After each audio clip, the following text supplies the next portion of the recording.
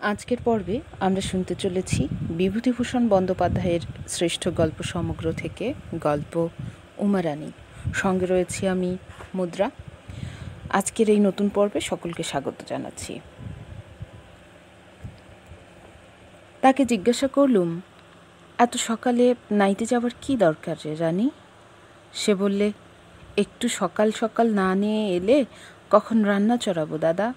কাল রাত্রে তো আপনার খাওয়াই হয়নি একরকম।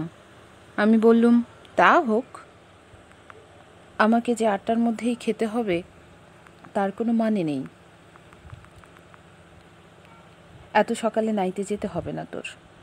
উমারানী ঘড়া নামিয়ে রাখল। পিসিমা বললেন, তোমার কথা তাই শুনলে বাবা, নইলে ও কি তেমন পাগলি মেয়ে নাকি দ্বাদশীর দিনে মাঘ মাসের ভোরে নাইতে যাবে? শোনে না, বলি বৌমা তোমার শরীর ভালো নয়, এত সকালে নেব না। শোনে না। বলি পিসিমা, কাল গিয়েছে আপনার একাদশী, একটু সকাল সকাল কাজ না সেরে নিলে আপনাকে দুটো খেতে দেব কখন? সেদিন দুপুরে উপরের ঘরে শুয়ে শুয়ে কি বই পড়ছিলুম, উমারানী এসে চুপ করে দোরের কাছে দাঁড়িয়ে রইল। বললুম, কে? রানী, আয় না ভেতরে। আমি উঠে বসলুম। সে দেয়ালে ঠেস দিয়ে দাঁড়িয়ে রইল। দেখলুম তার শরীর আগেকার চেয়ে খুব রোগা হয়ে গিয়েছে, কিন্তু তার মুখখানি প্রতিমার মতোই টলটল করছে।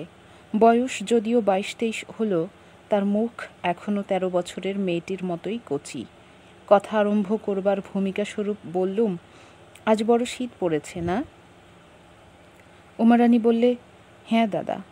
আমি ভাবলুম আপনি বুঝি ঘুমিয়ে পড়েছেন, আপনি দিনমানে ঘুমোন না বুঝি? বললুম, মাঝে মাঝে হয়তো ঘুমোই, আজ আর ঘুমোবো না। আয় এখানে বস, গল্প করি। তাকে কাছে বসালুম। তার চুলের অবস্থা দেখে বুঝলুম সে চুলের যত্ন করে না। মুখের আশপাশে কোঁকড়া চুলের রাশ অযত্ন বিন্যস্তভাবে পড়েছিল। চুলগুলোর রং কটা হয়ে পড়েছিল। রাত্রের মতো চুলগুলো কানের পাশ দিয়ে তুলে দিতে দিতে বললুম, তোর শরীর তো খুব খারাপ হয়ে গেছে। বিয়ের পর সেই যেমনটি ছিলি। খুব কি জ্বর হয়? একটু হাসি ছাড়া সে কথার কোনো উত্তর দিলে না। আমি বললুম, না, এ কথা ভালো না রানী, আমি গিয়ে একটা ওষুধ পাঠিয়ে দেব, সেইটে নিয়ম মতো খেতে হবে, না হলে এ যে মহা কষ্ট। একটু পরে সে বললে, তাহলে সত্যি দাদা, আমি কিন্তু বিয়ের চেষ্টা করব, বলুন। আমি তার কথায় মনে বড় কৌতুক অনুভব করলাম। এই অবোধ মেয়েটা জানে না যে সে এমনই একটা প্রস্তাব উত্থাপন করে বসেছে যাকে কার্যে পরিণত করা তার ক্ষুদ্র শক্তির বাইরে। বললুম, বকিস নে রানী। খানিকক্ষণ হয়ে গেল, সে আর কথা কয় না দেখে পেছন ফিরে দেখি ছেলে মানুষে হঠাৎ ধমক খেলে যেমন ভরসাহারা চোখে তাকায়, তার চোখে তেমনই দৃষ্টি। মনে হলো একটা ভুল করেছি। উমারানী সেই ধরনের মেয়ে যারা নিজেকে জোর করে কখনো প্রচার করতে পারে না, পরের ইচ্ছার সঙ্গে ইচ্ছা মিলিয়ে দিয়ে স্রোতের জলের শ্যাওলার মতো যারা জীবন কাটিয়ে দিতেই অভ্যস্ত। স্নেহ সুখে সে আবোল তাবোল বকছিল। এর সঙ্গে অত্যন্ত সতর্ক হয়ে ব্যবহার করতে হবে। বাতাস লজ্জাবতীর লতার সঙ্গে যতটা সতর্ক হয়ে চলে তার চেয়েও। কথাটা যতটা পারি সামলে নেবার জন্য বললুম, তোর যদি সত্যি সত্যি বিয়ে দেবার ইচ্ছে থাকতো তাহলে তুই পাঁজিখানা আনতিস। দিন কোন মাসে আছে না আছে সেগুলো তো সব দেখতে হবে, না শুধু শুধু তোর কেবল বকুনি। উমারানীর মুখ উজ্জ্বল হয়ে উঠল। সে ভয় ভয় দৃষ্টিটা কেটে গেল। আমার কথার মধ্যে সে আমার বকুনির একটা কারণ খুঁজে পেল। বোধহয় বিয়ে করবার জন্যে নিতান্ত উৎসুক দাদাটির ওপর তার একটু কৃপাও হলো। সে বললে, পাঁজি আপনাকে দিয়ে আজ দেখিয়ে নেব, সে তো ভেবেই রেখেছি দাদা। আপনি বসুন, আমি ও ঘর থেকে পাঁজিখানা নিয়ে আসি। দালানের ওপাশে একটা ঘর ছিল। উমারানী সে ঘরটার মধ্যে উঠে গেল। সেই সময় পিসিমা নিচে থেকে ডাক দিলেন, বৌমা নেমে এসো, বেলা গেল, চালগুলো আবার কুটতে হবে তো। উমারানী ঘরটার বার হয়ে এসে আমার হাতে পাঁজিখানা দিয়ে বললে, আপনি দেখে রাখুন দাদা, আমায় বলবেন এখন, আমি এক্ষুনি আসছি। সে নিচে নেমে গেল। তখন বেলা একটু পড়ে এসেছে। নিচের বাগানের সদ্য ফোটা বাতাবি লেবু ফুলের গন্ধে ঘরের বাতাস ভুর ভুর করছে। বাগানের পথের পাশের সজনে গাছগুলো ফুলে ভর্তি। পড়ন্ত রোদ ঝিরঝিরে বাতাসে পেয়ারা গাছের সাদা ডালগুলো বটি কাটার আংটার সঙ্গে মুড়ে দিয়েছে। উমারানী কাজে গিয়েছে, এখন আর আসবে না ভেবে মাঠের দিকে বেড়াতে যাবার ইচ্ছে হলো। উঠতে গিয়ে লক্ষ্য করলুম খাটের পাশে একটা কাঠের হাত বাক্স রয়েছে। সেটা অনেক কালের, রং ওঠা, তাকে চাবির কলটাও নেই। সেই কাঠের বাক্সটার ডালা খুললুম, দেখি তার মধ্যে কতগুলো টাটকা তোলা লেবু ফল, কতগুলো গাঁদা ফুল আর কতগুলো আধ শুকনো ঘেঁটু ফুল। ফুলগুলোর তলায় একটা আধময়লা ন্যাকড়ার যত্ন করে জড়ানো কি জিনিস। ন্যাকড়ায় এমন কি জিনিস যার সঙ্গে এতগুলো ফুলের কার্যকরণ সম্পর্ক? এই নির্ণয় করতে কৌতূহলবশত ন্যাকড়ার ভাঁজ খুলে ফেলে দেখলুম তার মধ্যে খান কতক খামের চিঠি। চিঠিগুলোর উপর উমারানীর নামে ঠিকানা লেখা, হাতের লেখা ভগ্নিপতি সুরেনের। তার পোস্ট অফিসের মোহর দেখে বুঝলুম চিঠিগুলো 5-6 বছরের পুরনো। একখানা কেবল 1 বছর আগে লেখা। কৃপণের ধনের মতো উমারানী যার পুরনো চিঠিগুলো এমন সযত্নে রক্ষা করেছে, তার মধুর হৃদয়ের স্নেহচ্ছায়া গহন জ্যোতিবনে যার স্মৃতির নীরব আরতি এমনই দিনের পর দিন প্রতি সকাল সাঁঝে চলছে, কেমন সে অভাগা দেবতা যে এ উপাসনা মন্দিরের ধূপগন্ধকে এড়িয়ে চিরদিন পুড়তে লাগল। মাঠ থেকে বেরিয়ে যখন আসি তখন সন্ধ্যা হয়ে গিয়েছে। ওদের রান্নাঘরে আলো জ্বলছে। আমার পায়ের শব্দ শুনে উমারানী বললে, দাদা এলেন? আমি উত্তর দেবার পূর্বেই সে হাসি মুখে রান্নাঘর থেকে বার হয়ে এলো। বললে, দাদা বুঝি আমাদের দেশ বেরিয়ে বেড়াচ্ছেন? কোন দিক দিয়ে বেরিয়ে এলেন? নদীর ধারে বুঝি? তারপর সে বলল, দাদা আপনি রান্নাঘরে বসবেন, আমি আপনার জন্য পিঁড়ি পেতে রেখেছি। পিসিমা বললেন, বৌমার যত অনাছিষ্টি, এখানে বাচ্চাকে ধোয়ার মধ্যে বসিয়ে রাখা। আমি বললুম, আমার কোনো কষ্ট হবে না, এখানেই বসি পিসিমা। রান্নাঘরের মধ্যে গিয়ে বসলুম। উমারানী খাবার তৈরি করে রেখেছিল, আমায় খেতে দিল, তারপর কাজ করতে বসে গেল। দেখলুম সে অনেকগুলো চালের গুঁড়ো, ময়দা ইত্যাদি উপকরণ দিয়ে উৎসাহের সঙ্গে পিঠে তৈরি শুরু করেছে। পিসিমা খুবই বৃদ্ধা, তিনি কাজকর্ম বিশেষ কিছু করতে পারেন না। খাটতে সবটাই হচ্ছিল উমারানীর। রোগা মেয়েটার অবস্থা দেখে বড় কষ্ট হলো। ভাবলুম কেন অনর্থক পিঠে করতে এসে মিথ্যে কষ্ট পাওয়া। সেবার আনন্দে উমারানী যা করতে বসেছে তার বিরুদ্ধে কোনো কথা বললুম না অবশ্য। জিজ্ঞাসা করলুম, রানী আমায় পিঠে করতে শিখিয়ে দিবি? উমারানীর বড় লজ্জা হলো। মুখটি নিচু করে সে বলল, দাদা আমরা বেঁচে থাকতে পিঠে খাওয়ার ইচ্ছে হলে আপনাকে কি পিঠে গড়ে নিতে হবে যে আপনি পিঠে গড়তে শিখবেন? পিসিমা বললেন, না, তোমার দাদার পিঠে খাবার ইচ্ছে হলে এই 7 লঙ্কা পাড়ি দিয়ে এসে তোমার এখানে খেয়ে যাবেন। উমারানী চুপ করে রইল। আমি বললুম, তা কেন পিসিমা? ও তার আর এক উপায় বার করেছে, শোনেননি বুঝি? পিসিমা বললেন, কি বাবা? আমি বললুম, ও এই আষাঢ় মাসের মধ্যেই ওর দাদার বিয়ে দেবে। পিসিমা বললেন, তা বৌমা ঠিক কথাই বলেছে বাবা, এত বড়টি হয়েছ, আর কি বিয়ে না করা ভালো দেখায়? সংসারী হতে হবে তো। উমারানী বলে উঠল, ভালো কথা দাদা, দিন তখন তো আর দেখা হলো না পাঁজিতে, আমি আর উপরে যেতে পারলুম না, অবশ্যই করে বলবেন খাওয়ার পর রাত্রে। আমি বললুম, বলবো রে বলবো, এতদিন তো মনে ছিল না তোর, এখন সামনে পেয়ে বুঝি দাদার উপর ভারী মায়া? পিসিমা বললেন, ও তোমার তেমন পাগলি বোন নয় বাবা, সে কথা বুঝি বৌমা বলেনি তোমায়? আজ 3-4 বছর হলো ওরা যখন প্রথম কলকাতা থেকে এখানে আসে, তখন বৌমা একজোড়া পশমের জুতো বুনে রেখেছে তোমার জন্যে। বলে দাদা দুঃখ করেছেন, যে আমার বোন আমার জুতো বুনে দেবার জন্য উল বোনা শিখে প্রথম কিনা জুতো বুনল তার স্বামীর, তা আমি এবার দাদাকে পশমের জুতো পরাবো। তারপর ওদের আর কলকাতা যাওয়া হলো না। সুরেনের অন্য জায়গায় চাকরি হলো। তুমিও আর কখনো এদিকে আসোনি। কাল তুমি আসতেই বৌমার যে আহ্লাদ! আমায় বললে, পিসিমা, আমার স্বাদ এইবার পুরল, এতদিন পরে দাদাকে পশমের জুতো পরাতে পারবো। উমারানির চোখ দুটি লজ্জায় নিচু হয়ে রইল। প্রদীপের আলোয় উজ্জ্বল তার মুখখানি কিশোরীর মুখের মতো এমন লাবণ্য মাখা, অথচ কচি মনে হচ্ছিল যে বোধ হলো নোলক পড়লে তাকে এখনও বেশ মানায়।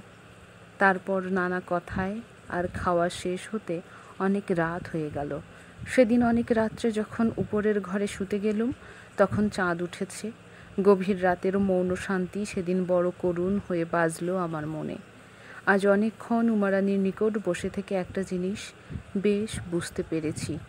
উমারানির থাইসিস হয়েছে। মৃত্যু ওর শান্ত ললাটে তার তিলক পরিয়ে ওকে বরণ করে রেখেছে। শিগগির ওকে বেরিয়ে পড়তে হবে অনন্তের পথের তীর্থযাত্রায়। উমারানি এক গ্লাস জল দিতে আমার ঘরে ঢুকলো। জল নামিয়ে রেখে বললে, কই দাদা সে পাজিখানা? তার মুখখানির দিকে চেয়ে বড় মন কেমন করে উঠল। বললুম, রানী, এদিকে আয়। কথা আমার মনে উঠল না যে উমারানি আমার আপন বোন নয়, বা আমাদের দুজনেরই বয়স কম। আমিও যেমন নিঃসংকোচে বললুম, সেও তেমনি নিঃসংকোচে এসে আমার পায়ের কাছে খাটের নিচে মাটিতে বসে পড়ল। 8 বছর আগের মতো আজও ওকে আদর করে তার বিদ্রোহী চুলগুলো কানের পাশ দিয়ে তুলে দিতে দিতে বললুম, রানী, জুতোর কথা কে বলেছিল রে তোকে? উমারানি অসীম নির্ভরতার সঙ্গে ছোট মেয়েটি হয়ে খাট থেকে ঝোলানো আমার পায়ের উপর তার মুখটি লুকিয়ে রাখলে। ওরে, স্নেহ যদি রোগ সারানোর ওষুধ হতো, তাহলে আমি বড় ভাইয়ের স্নেহ তোকে শিশি ভরে দাগ কেটে ডাক্তারি ওষুধের মতো দিয়ে যেতুম। আমার প্রশ্নের কোনো উত্তর তার কাছে থেকে পেলুম না। কেন পেলুম না তাও একটু পরেই বুঝলুম। একমাত্র লোক যে ওই জুতোর কথা জানে, বা যার কাছে আমি একসময় কথা বলেছিলুম, সে হচ্ছে সুরেন। সুরেনই বোধহয় বিয়ের পর কোনো সময় উমারানিকে কথা বলে থাকবে। বড় ভাইয়ের কাছে ছোট বোনটি তো আর সে কথা বলতে পারে না। বললুম, রানী, একটা কথা জিজ্ঞাসা করি। টুনি বলছিল, মানে সুরেনকে ঠিক মতো চিঠিপত্র দেয়, বাড়িটারি আসে? উমারানি বড্ড জড়সড় হয়ে গেল। আমার কথায় কোনো উত্তর দিল না, মুখও তুলে নিল না। আগের মতো আমার পায়ের উপর মুখটি লুকিয়ে রেখে চুপ করে রইল। অনেকক্ষণ কেটে গেল। তারপর বুঝলুম সে কাঁদছে। তাকে সান্ত্বনা কি বলে দেব ঠিক বুঝতে পারলুম না। শুধু তার মাথার চুলগুলোর উপর পরম স্নেহে হাত বুলিয়ে দিতে লাগলুম। বেশি দিন না রে সোনার বোনটি, বেশি দিন না, তোর মেয়াদ পুরিয়ে এসেছে। ব্যর্থ রানী হৃদয়ের রুদ্ধ আবেগ পরম নির্ভরতার সঙ্গে তার দাদার বুকে নিঃশেষে ঢেলে দিয়ে যখন সে নিচে শুতে নেমে গেল, চাঁদের আলোর তলায় ঘুমন্ত বাতাস সজনে ফুলের মিষ্টি গন্ধে তখন স্বপ্ন দেখছে। এর 2-3 দিন পরে তাদের ওখান থেকে চলে আসার জন্যে প্রস্তুত হলাম। এর আগেই চলে আসতুম। কলকাতায় অনেক কাজ ছিল আমার, কিন্তু উমারানির মিনতি এড়াতে না পেরে কিছু দেরি হয়ে গেল। কাপড় পরে তৈরি হয়েছি। উমারানি কাঁদো কাঁদো মুখে নিকটে এসে দাঁড়ালো। আমায় বললে, আবার কবে আসবেন দাদা? বললুম, আসবো রে, আবার পুজোর সময় আসবো। সে বললে, সে যে অনেক দিন। না দাদা, আপনি আষাঢ় মাসে রথের সময় আসবেন। আমাদের এখানে রথের বড় জাঁকজমক মেলা হয় দাদা। আর আমি কিন্তু আপনার বিয়ে দেবই এই বছরে। লক্ষ্মী দাদামণি, আপনার পায়ে পড়ি, আপনি অমত করবেন না।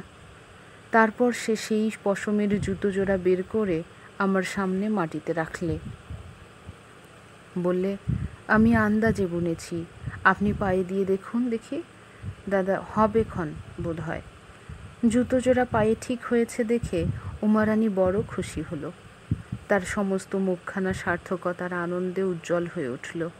তারপর সে আবার বললে, দাদা, আমি আপনার গরিব বোন, কখনো আসেন না এখানে। যদি বা এলেন, না পারলুম ভালো করে খাওয়াতে দাওয়াতে, না পারলুম আদর যত্ন করতে, এসে শুধু কষ্টই পেলেন।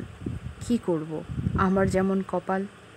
অনেক দিন আগেকার মতো সেই রকম গলায় আঁচল দিয়ে সে আমায় প্রণাম করলে। তার চোখের জল আমার পায়ের উপর টপ টপ করে ঝরে পড়তে লাগলো। আমি তাকে উঠিয়ে তার মাথায় হাত বুলিয়ে দিতে দিতে বললুম, রানী, তুই আমার মায়ের পেটের বনি। এ কথা ভুলে যাস না কখনো যে তোর বড় ভাই এখনো বেঁচে আছে। যখন চলে আসি তখন সে তাদের বাইরের বাড়ির দোর ধরে দাঁড়িয়ে রইল। আস্তে আস্তে পেছন ফিরে দেখলুম সে কাতর চোখে এক দৃষ্টে চেয়ে আছে। যখন পথের বাঁক ফিরেছি তখনও তাকে দেখা যাচ্ছিল। বেলা শেষের হলদে রোদ সুপারি গাছের সারির ফাঁক দিয়ে রুক্ষ কোঁকড়া চুলে ঘেরা বিষণ্ণ মুখখানির উপর গিয়ে পড়েছিল। বছরখানেক পরে আমি চাকরি নিয়ে গেলুম ময়ূরভঞ্জ রাজ স্ট্রিটে। সেখানে থাকতে সুরেনের এক পত্রে জানলুম উমারানী মারা গিয়েছে। যাবেই তা জানতুম। সেবার যখন তার কাছ থেকে চলে আসি তখনই বুঝে এসেছিলুম এই তার সঙ্গে শেষ দেখা। সুরেনকে এসে পত্র লিখেছিলুম উমারানীর অবস্থা সব খুলে কোনো একটা ভালো জায়গায় তাকে কিছুদিন নিয়ে যেতে। সুরেন লিখেছিল জমিদারের কাজ, আদায়পত্র হাতে, পুজোর সময় বরং দেখবে, এখন যাবার কোনো উপায় নেই ইত্যাদি। উমারানী মারা গেল সেই ভাদ্র মাসে। তারপর আরও বছরখানেক কেটে গেল। সেবার কিছুদিন ছুটি নিয়ে কলকাতা এসে দেখলুম ওদের সেই বাড়িতে ওরা আবার বাস করছে। আমি এসেছি শুনে টুনি দেখা করতে এলো। খানিক এ কথা সে কথার পর টুনি কাগজে মোড়া একটা কি আমার হাতে দিল। খুলে দেখি মেয়েদের মাথায় দেবার কতগুলো রূপোর কাঁটা। টুনি বললে, বৌদি যে ভাদ্র মাসে মারা যায়, আমি সেই শ্রাবণ মাসে চাঁপা পুকুর গিয়েছিলুম। বৌদি আপনার কত গল্প করলে, বললে মায়ের পেটের ভাই যে কী জিনিস ঠাকুরঝি তা আমি দাদাকে দিয়ে বুঝেছি। আমার বড় ইচ্ছে আমি দাদার বিয়ে দিয়ে তাকে সংসারী করে দেব। দাদা আমার ভেসে ভেসে বেড়ান, কেউ একটু যত্ন করার নেই, ওতে আমার বড় কষ্ট হয়। ওই রূপোর কাঁটাগুলো সে গড়িয়েছিল আপনার বিয়ে হলে আপনার বউকে দেবার জন্যে। সে আষাঢ় মাসে ওগুলো গড়িয়েছিল। আমি গেলে আমায় দেখিয়ে বললে, ইচ্ছে ছিল সোনার চিরুনি দিয়ে দাদার বউয়ের মুখ দেখব, কিন্তু এত পয়সা কোথায় পাবো? এই বছরেই দাদার বিয়ে না দিলে নয়। বিয়ে হোক, তারপর চেষ্টা করে গড়িয়ে দেব ক্ষণ। কাঁটা ওর বাক্সে তোলা ছিল। তারপর ভাদ্র মাসে বৌদি মারা গেল। আমি তার বাক্স থেকে কাঁটাগুলো বের করে এনেছিলাম আপনাকে দেব বলে।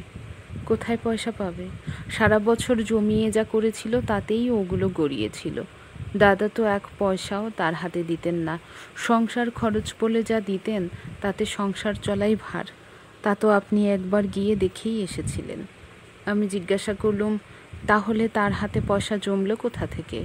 টুনি বললে, বৌদি বাজারের খাবার বড় ভালোবাসত। ওরা পশ্চিমে থাকতো, সেখানে ওসব বোধহয় তেমন মেলে না। সেই জন্যে ওই বাজারের কচুরি নিমকির ওপর তার কেমন ছেলে মানুষের একটা লোভ ছিল। বৌদি করতো কি, নারকেল পাতা চেঁচে ঝাঁটার কাঠি তৈরি করত। লোকে পয়সা দিয়ে তা কিনে নিয়ে যেত। এই রকম করে সে পয়সা পেত। তাই দিয়ে গোপালনগরের হাট থেকে পাড়ার ছেলেপিলেদের দিয়ে খাবার আনাতো, নিজে খেত, তাদের দিত। আপনি সেবার চলে যাবার পর থেকে সেই পয়সার আর খাবার না খেয়ে তাই জমিয়ে ওই রূপোর কাঁটাগুলো গড়িয়েছিল।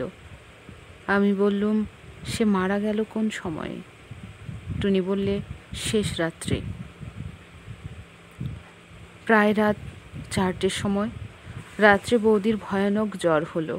সেই জ্বরে একবারে বেহুশ হয়ে গেল। তারপর দিন বিকেলবেলা আমি ওর বিছানার পাশে বসে আছি, দেখি বৌদি বালিশের এপাশ ওপাশ হাতড়াচ্ছে, কি যেন খুঁজছে। আমি বললুম, বৌদি, লক্ষ্মীটি ওরকম করছো কেন? তখন তার ভালো জ্ঞান নেই, যেন আচ্ছন্ন মতো। বললে, আমার চিঠিগুলো কোথায় গেল? আমার সেই চিঠিগুলো? বলে আবার বিছানা হাতড়াতে লাগলো। দাদা বিয়ের প্রথম যেসব চিঠি তাকে লিখেছিলেন সেগুলো যত্ন করে ওর বাক্সে তুলে রেখেছিল। আমি তা জানতুম। আমি সেগুলো বাক্স থেকে বের করে নিয়ে এসে তার আঁচলে বেঁধে দিলুম। তখন থামে। তারপর সেই রাত্রেই সে মারা গেল। যখন তাকে বার করে নিয়ে গেল, তখনও তার আঁচলে সেই চিঠিগুলো বাঁধা। আমি জিজ্ঞাসা করলুম, সুরেন সে সময় ছিল না? টনি বললে, ছোটদাকে টেলিগ্রাম করা হয়েছিল। তিনি যখন পৌঁছলেন তখন বৌদিকে দাহ করা হয়ে গিয়েছে। অনেক বছর হয়ে গিয়েছে।